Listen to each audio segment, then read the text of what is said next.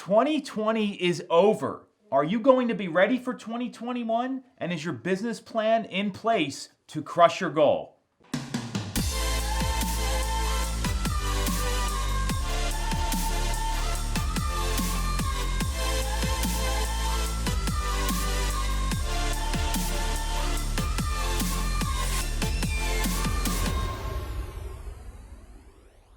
So we're back on Agent Hacks, and yeah, it's the end of September. I get it. And a lot of people don't realize that 2020 is almost over. Any business you book, once you get past October, probably isn't settling this year, probably isn't closing in this fiscal year. So as a business person, it is critical you start working on your plan now.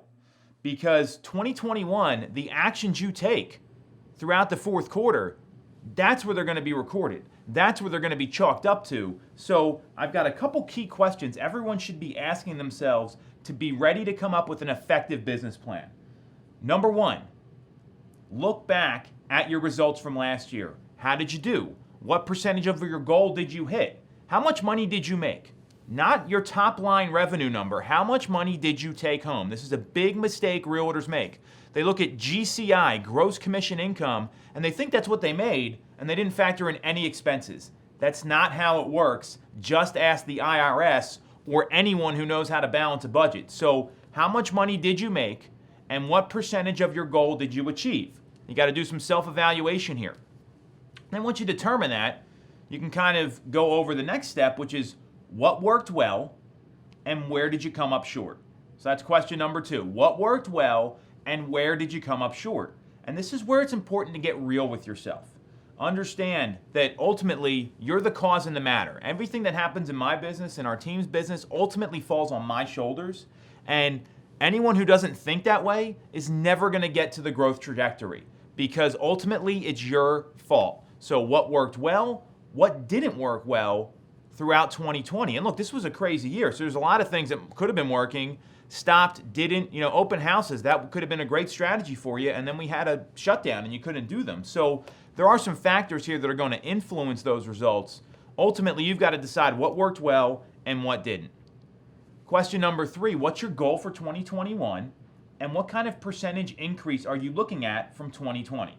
So what's your goal for 2021, and what kind of percentage increase are you looking for from 2020?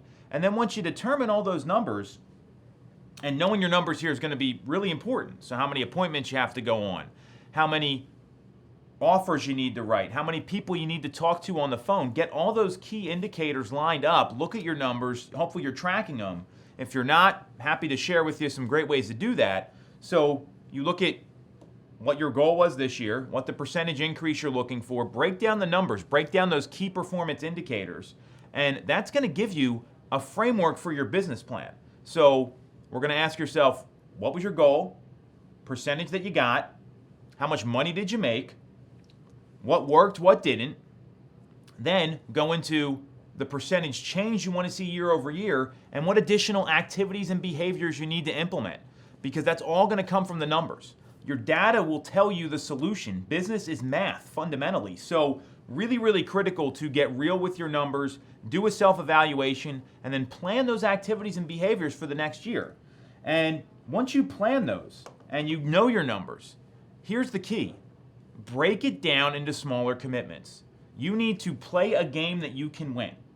Trying to do all your business in the first month of the year, it never works. It doesn't go that way. So I want everyone to sit down and actually say, okay, this is what I need to do the month of October. This is what I need to do the month of November, December, etc. And then break it down even further and do some really short-term goal planning by week and almost by day, so you know exactly what you need to be doing every day when you show up, every week, and then you can adjust as you go. And here's the thing you want to remember when you're doing this. You can plan your activities. You can only influence the objectives, and the results are an indicator of how committed you were to those activities. So for example, activities are phone calls you're going to make. Activities are how many times you're going to call your past clients. Activities are if you're writing handwritten notes or sending bomb videos or doing a market update video once a month, or you have a social media plan. Those are the things you can implement. The objectives are the appointments you're setting, the people that you're meeting. Those are objectives, and the results ultimately are closed sales and commissions earned.